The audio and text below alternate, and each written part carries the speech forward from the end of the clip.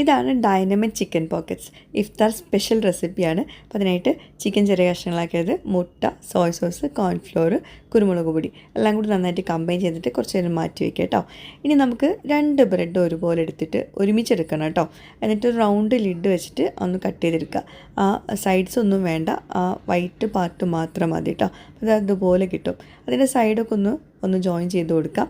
ഇനി നമുക്ക് മുട്ടയുടെ മിക്സ്ചറിൽ മുക്കി ബ്രെഡ് ക്രംസിൽ കോട്ട് ചെയ്തിട്ട് എടുക്കണം അത് കേട്ടോ. അപ്പോൾ നല്ല ഭംഗി ഉണ്ടാകുമ്പോൾ അത് ഫ്രൈ ആക്കി എടുക്കുമ്പോൾ കാണാൻ വേണ്ടിയിട്ട്. ഓരോ ഐഡിയാസാണ്, നമുക്ക് എല്ലാവർക്കും കോമൺ ആയിട്ടുള്ള റെസിപ്പീസൊക്കെ തന്നെയായിരിക്കും ഇഷ്ടം ഉണ്ടാവുക. പക്ഷേ ഇത് കുറച്ചൊരു വെറൈറ്റിയാണ്. നല്ല രസമുണ്ട് കാണാൻ വേണ്ടിയിട്ട്, കഴിക്കാൻ നല്ല ടേസ്റ്റാണ്. ഡീപ് ഫ്രൈ ചെയ്യുമ്പോൾ ശ്രദ്ധിക്കുക, ബ്രെഡാണ്, പെട്ടെന്ന് തിരിച്ചു മറിച്ചിട്ടിട്ട് ആ ഒരു കളർ വരുമ്പോൾ മാറ്റി വയ്ക്കുക കേട്ടോ. അപ്പോൾ അത് റെഡി ആയിട്ടുണ്ട്. ഇനി നമുക്ക് ചിക്കൻ ഫ്രൈ ആക്കി എടുക്കണം. ഡൈനാമൈറ്റിലോട്ടുള്ള ചിക്കനാണ്. അതുപോലെ തന്നെ നമുക്കൊരു സോസ് റെഡിയാക്കാനുണ്ട്. Dynamite sauce, tomato ketchup, mayonnaise, മുളക് പൊടി, ഉപ്പ്, പഞ്ചസാര എല്ലാം കൂടി ഒന്ന് കമ്പൈൻ ചെയ്തെടുക്കാം. അപ്പം ചിക്കനും നമ്മുടെ സോസും അതുപോലെ ബ്രെഡ് അതുപോലെ കട്ട് ചെയ്തെടുക്കുക. അപ്പോൾ അതിൻ്റെ അകത്ത് ഒരു ലെറ്റൂസ് വെച്ചിട്ടുണ്ട്, സോസ് വെച്ചിട്ടുണ്ട്, ചിക്കൻ വെച്ചിട്ടുണ്ട്, വീണ്ടും സോസ് ഒഴിച്ചു കൊടുക്കുക. നല്ല ഭംഗിയാണ് കാണാൻ വേണ്ടിയിട്ട്. ഇഫ്താർ പാർട്ടിക്കൊക്കെ അടിപൊളി ഐറ്റമാണ്. എല്ലാവരും ഒന്ന് ട്രൈ ചെയ്ത് നോക്കണം കേട്ടോ.